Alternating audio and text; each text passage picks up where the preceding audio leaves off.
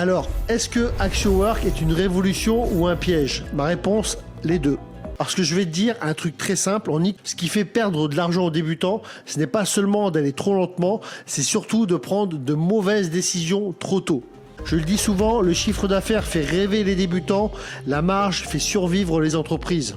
Quand une IA te dit ce produit coûte 7 $ et peut se vendre 29 $, elle te donne une hypothèse, pas une marge. Ce n'est pas l'IA qui prend le coup, c'est toi, ton argent, ton client, ta réputation et ton temps. Mais attention, compresser le travail, ce n'est pas supprimer le risque. Et ça, c'est dangereux. Parce qu'un mauvais business bien automatisé reste un mauvais business. Éviter une mauvaise commande, c'est parfois plus rentable que trouver une bonne idée. Imagine une IA qui cherche des produits sur Alibaba, contacte les fournisseurs, prépare des emails de négociation, crée une boutique Shopify, rédige des fiches produits et te fait un rapport tous les matins. Sur le papier, c'est énorme. Mais la vraie question, ce n'est pas est-ce que c'est impressionnant, la vraie question, c'est est-ce que c'est une révolution ? Ou est-ce que c'est le meilleur moyen pour un débutant d'aller plus vite dans une mauvaise direction? Aujourd'hui, on va parler d'AxioWork, l'IA d'Alibaba. Je vais te dire ce que je trouve de puissant, ce qui me gêne aussi, et surtout comment je l'utiliserai avec une vraie méthode. Pas comme un gadget, pas comme une baguette magique, mais comme un outil de travail. Depuis quelques jours, AxioWork tourne beaucoup sur YouTube. On voit des vidéos qui montrent l'outil, trouver des produits, créer une boutique, envoyer des messages, automatiser des tâches, faire du sourcing, connecter Gmail, Shopify, parfois Telegram ou d'autres outils. Je comprends pourquoi ça marche. Parce que pour quelqu'un qui veut se lancer en e-commerce, ça touche une douleur énorme. Je ne sais pas quoi vendre, je ne sais pas quel fournisseur choisir, je ne sais pas comment demander un devis, je ne sais pas comment créer ma boutique, je ne sais pas comment m'organiser. Et là, tu vois un agent IA qui fait tout ça en quelques minutes, donc forcément, je comprends, ça donne envie. Mais moi, mon rôle ici, ce n'est pas de te vendre une excitation. Mon rôle, c'est de te dire qu'est-ce qui est utile, qu'est-ce qui est dangereux, où est-ce que tu dois garder ton cerveau allumé. Parce que je vais te dire un truc très simple.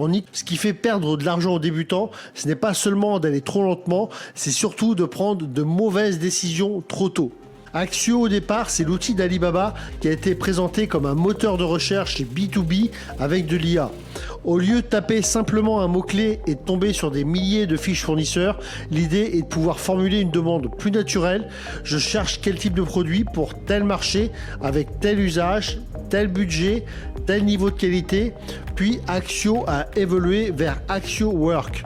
La promesse maintenant, ce n'est plus seulement je t'aide à chercher, c'est je peux agir. Alibaba présente AxioWork comme une équipe d'agents IA, des agents qui peuvent analyser, sourcer, préparer des demandes de devis, comparer des offres, gérer des tâches, parfois construire une boutique, suivre des opérations, organiser des fichiers, envoyer des mails avec ton autorisation. Sur le papier, c'est exactement ce qu'on attend de la prochaine génération d'outils. On passe du chat qui répond à l'agent, qui exécute, et ça, il ne faut vraiment pas le minimiser. Quand j'ai commencé en 2008, trouver un fournisseur, comparer des prix, comprendre les MOQ, regarder les conditions, envoyer des messages, relancer, trier les réponses, c'était long, très long. Et souvent, tu faisais ça le soir, fatigué, avec 14 onglets ouverts en même temps, des traductions vraiment approximatives et une peur permanente de te faire avoir. Donc oui, un outil qui compresse cette partie-là, c'est intéressant. Mais attention, compresser le travail, ce n'est pas supprimer le risque. Le problème avec ces nouveaux outils, c'est qu'ils rendent tout fluide. Tu demandes, trouve-moi 5 produits tendance avec une forte marge, il te sort une liste. Tu demandes, contacte les fournisseurs, il prépare les emails. Tu demandes, crée la boutique, il crée des fiches produits. Et là, ton cerveau de débutant peut se dire, ça y est, j'ai un business. Non, tu as une séquence d'exécution, ce n'est pas pareil. Un business, ce n'est pas une liste de produits, ce n'est pas une boutique Shopify, ce n'est pas un email envoyé à un fournisseur. Un business, c'est une décision solide sur un marché, un produit, une marge, une promesse, une logistique et une capacité à vendre. C'est là que beaucoup vont se faire piéger. Produit trouvé ne veut pas dire produit validé. Boutique créée ne veut pas dire business. Prix usine ne veut pas dire marge. Quand une IA te dit ce produit coûte 7 dollars et peut se vendre 29 dollars, elle te donne une hypothèse, pas une marge. La marge, c'est après le transport, la TVA, les droits, le packaging, les retours, le SAV, les frais de plateforme, la pub, les invendus, les erreurs. Et parfois, quand tu mets tout ça dans le tableau, le produit qui avait l'air génial devient vraiment très moyen. Je le dis souvent, le chiffre d'affaires fait rêver les débutants, la marge fait survivre les entreprises. Moi, j'ai appris ça avec du vrai stock. Quand tu commandes quelques dizaines ou centaines de pièces, tu peux encore corriger. Mais quand tu commences à faire venir des palettes, des containers, quand tu as ton cash immobilisé dans le stock, des délais, des clients, du SAV, là, tu comprends que le sourcing n'est pas un jeu d'interface. Quand un produit arrive mauvais, quand une dimension n'est pas respectée, quand un accessoire casse, quand la notice n'est pas bonne, quand un document manque, ce n'est pas l'IA qui prend le coup, c'est toi, ton argent, ton client, ta réputation et ton temps. C'est pour ça que je ne suis pas impressionné par une IA qui trouve un produit. Je suis intéressé par une IA qui m'aide à mieux vérifier une opportunité. Ça n'est pas la même chose. Chez ePatron, l'ordre est simple. D'abord, tu analyses une niche. Ensuite, tu vérifies qu'elle mérite d'être travaillée. Après, tu regardes les concurrents, les avis, les douleurs clients, les défauts répétés. Ensuite seulement, tu construis une direction de produits champions. Et après, tu vas vers le sourcing, la demande de devis, les fournisseurs, les échantillons, la marge, la logistique. Le débutant fait souvent Alibaba, produits, boutique et prière.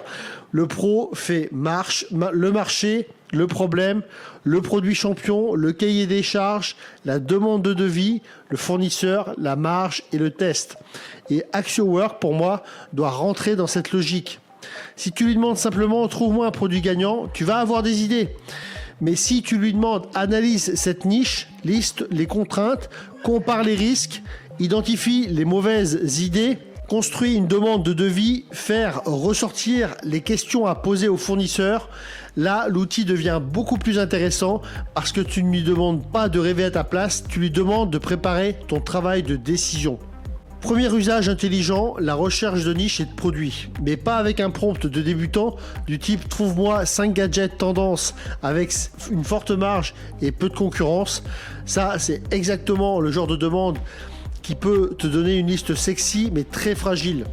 Moi, je demanderais plutôt analyse cette niche comme un directeur des achats, demande-lui la demande, les risques, les contraintes logistiques, les contraintes de conformité, les objections clients, les concurrents et surtout les raisons de ne pas lancer le produit. La plupart des débutants cherchent une confirmation, ils veulent que l'outil leur dise « oui, c'est génial, lance-toi », mais un entrepreneur sérieux doit chercher l'inverse. Il doit chercher les failles. Pourquoi ce produit est plus compliqué qu'il n'en a l'air? Pourquoi la marge peut-elle être fausse? Pourquoi le SAV peut exploser? Pourquoi la conformité peut être pénible? Pourquoi le transport peut tuer l'opportunité? Si l'IA t'aide à dire non plus vite, elle te fait déjà gagner de l'argent. Parce qu'en e-commerce, éviter une mauvaise commande, c'est parfois plus rentable que trouver une bonne idée. Il y a une expression que j'utilise beaucoup, produit champion. Ce n'est pas la même chose qu'un produit gagnant. Un produit gagnant sur Internet, c'est souvent un produit qui attire des vues, qui a tourné sur TikTok, qui a été vendu par 10 boutiques et que tout le monde veut copier quand il est déjà trop tard. Un produit champion, c'est différent. C'est un produit construit à partir d'une vraie lecture du marché. Il répond à une douleur. Il a une raison d'exister. Il se différencie. Il peut être sourcé correctement. Il peut garder une marge. Il peut soutenir une marque. AxioWork peut t'aider à analyser des signaux, mais il ne doit pas choisir ton produit champion à ta place. Il peut proposer, il peut comparer, il peut synthétiser, il peut faire ressortir des pistes, mais la décision finale doit rester humaine. Parce qu'un outil ne vit pas avec le stock, il ne gère pas les appels clients, il ne rembourse pas les erreurs, il ne porte pas la marque. Toi, oui. Deuxième usage puissant, la demande de devis et la relation fournisseur. Et là, je pense qu'AxioWork peut vraiment faire gagner du temps parce que beaucoup de débutants envoient des messages trop faibles. Hello, what is your best price? Ça, ce n'est pas une demande de devis, c'est une invitation à recevoir une réponse floue. Un fournisseur sérieux répond bien quand ta demande est sérieuse. Tu dois préciser la matière, les dimensions, la finition, la couleur, le packaging, le MOQ, les certifications, les délais, les conditions d'échantillon, le contrôle qualité, les options de personnalisation, les photos et vidéos à fournir. Et là, l'IA peut t'aider. Elle peut transformer ton idée produit en cahier des charges, elle peut préparer un tableau de comparaison, elle peut rédiger un email propre en anglais, elle peut te proposer des questions que tu aurais oubliées. Mais attention, je ne laisserai pas un agent envoyer des emails importants sans relecture, surtout au début. Parce que la qualité de ton sourcing dépend aussi de la qualité de ta demande. Et si ton email est flou, le fournisseur peut te répondre flou. Si ta demande de devis est incomplète, ton devis sera incomplet. Et si ton devis est incomplet, ta marge est une fiction. Troisième usage, la boutique. Oui, AxioWork peut aider à créer une boutique, publier des fiches produits, faire des descriptions, organiser des collections, parfois même reprendre des éléments depuis une autre source. C'est impressionnant, mais je vais être direct avec toi. Une boutique créée vite fait n'est pas une entreprise. Une boutique créée vite fait, c'est un décor. Et si derrière tu n'as pas une promesse claire, une cible claire, un produit différencié, une marge, une logistique, une preuve, un angle marketing, une vraie raison d'acheter chez toi, alors tu as gagné le droit de perdre du temps plus proprement.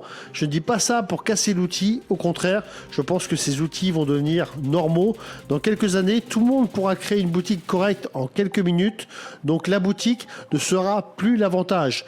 L'avantage, ce sera le produit, la marque, la lecture du marché, le sourcing, la confiance, la marge, exactement les fondamentaux du commerce. Mais il y a des choses que l'IA peut te rappeler, mais il y a des choses qu'elle ne vit pas. Elle ne sent pas la qualité d'un échantillon, elle ne voit pas toujours la différence entre une usine et un trader malin, elle ne comprend pas toujours le niveau de risque d'un produit soumis à des normes, elle ne sait pas ce que ça fait de devoir expliquer à des clients que le produit a du retard, elle ne sait pas ce que ça fait d'avoir ton cash bloqué dans un stock qui ne tourne pas. Moi, j'ai vu le côté physique du e-commerce, les palettes, les retards, les erreurs de communication, les marges qui se réduisent, les produits qui paraissent simples et qui deviennent compliqués. C'est pour ça que je suis favorable à l'IA, mais pas à l'IA en pilote automatique. L'IA doit être ton assistant, mais pas ton patron. Alors, est-ce que AxioWork est une révolution ou un piège? Ma réponse, les deux. Pour quelqu'un d'expérimenté, c'est potentiellement une révolution. Parce que si tu sais déjà lire un marché, cadrer une demande de devis, vérifier un fournisseur, calculer une marge, l'outil peut te faire gagner un temps énorme. Pour un débutant sérieux, c'est un accélérateur. Mais seulement s'il utilise l'outil avec un cadre. S'il comprend qu'il doit vérifier, comparer, scorer, demander des preuves, calculer la marge, commander des échantillons, avancer progressivement. Pour un débutant pressé, au contraire, c'est un piège. Parce qu'il va croire qu'un agent IA peut remplacer la méthode. Il va chercher un produit tendance, il va créer une boutique, il va envoyer des emails, mais il va confondre activité et construction. Et ça, c'est dangereux. Parce qu'un mauvais business bien automatisé reste un mauvais business. Si tu veux utiliser ce type d'outil proprement, commence avec ces 5 demandes. Pas besoin de les recopier exactement, mais analyse cette niche comme un directeur des achats e-commerce. Par exemple, donne-moi les signaux de demande, les risques, les contraintes logistiques, les contraintes de conformité, les concurrents probables et les raisons de ne pas lancer cette niche. Ok ? Deuxième prompt. Propose 5 directions de produits différenciés. Pour chaque direction, explique le problème client, l'angle de différenciation, les avis concurrents à analyser et les risques de sourcing. Troisième prompt, transforme cette idée en demande de devis professionnel, matériaux, dimensions, options, packaging, délai, certification, contrôle qualité, Incoterm, échantillons, photos et questions aux fournisseurs. Quatrième prompt, calcule une marge prudente avec prix usine, transport, douane, TVA, packaging, retour, SAV, frais de plateforme, publicité et marge de sécurité. Si une donnée manque, dis-moi ce qu'il faut obtenir avant de décider. Cinquième prompt, évalue ce fournisseur. Ancienneté, spécialisation, type de société, certification, signaux faibles, incohérence possible, question de vérification et niveau de confiance provisoire. Tu vois la différence? On ne demande pas « donne-moi un produit magique », on demande « aide-moi à prendre une meilleure décision ». Et ça, c'est exactement la différence entre jouer au e-commerce et construire un vrai business. Donc moi, si je repartais aujourd'hui avec peu de moyens, je ne refuserais absolument pas ces outils, ce serait vraiment idiot. Mais Quand j'ai commencé, j'aurais adoré avoir une IA pour m'aider à trier les fournisseurs, préparer mes emails, résumer les avis clients, construire des tableaux, m'alerter sur les points de vigilance, mais je ne lui aurais pas donné les clés du camion. Je l'aurais utilisé comme un assistant de recherche, pas comme directeur général. Je commencerai par une niche, je chercherai les douleurs clients, je construirai un produit champion, je ferai une demande de devis claire, je comparerai plusieurs fournisseurs, je commanderai des échantillons, je calculerai une marge prudente et je lancerai progressivement. Et seulement après, j'utiliserai l'IA pour automatiser ce qui est répétitif, mais pas avant. Parce que la technologie change, mais les fondamentaux ne disparaissent pas. Les plateformes changent, les outils changent, les mots changent, mais un produit mauvais reste un produit mauvais. Un fournisseur faible reste un fournisseur faible. Une marge mal calculée reste une marge mal calculée.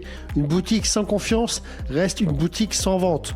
Et c'est pour ça que je trouve intéressant, pas parce qu'il remplace la méthode, mais parce qu'il rend la méthode encore plus importante. Si tu veux juste une astuce pour lancer une boutique en 5 minutes, cette chaîne n'est probablement pas la bonne pour toi. Mais si tu veux apprendre à construire un business e-commerce sérieux avec une vraie méthode, une niche, un produit champion, une demande fournisseur propre, une marge calculée, un fournisseur mieux choisi, alors tu es au bon endroit. Dans ePatron, on travaille justement cette logique, pas pour faire joli, pour éviter de perdre du temps, de l'argent, de l'énergie dans de mauvaises décisions. Donc si tu veux aller plus loin et voir si ton projet peut être accompagné, tu peux prendre rendez-vous avec moi via le lien en description. On regardera si tu es au bon moment avec le bon état d'esprit et si la méthode ePatron peut vraiment t'aider. Et retiens bien ça, l'IA peut accélérer ton travail, mais c'est ta méthode qui décide de la direction. Allez, à bientôt!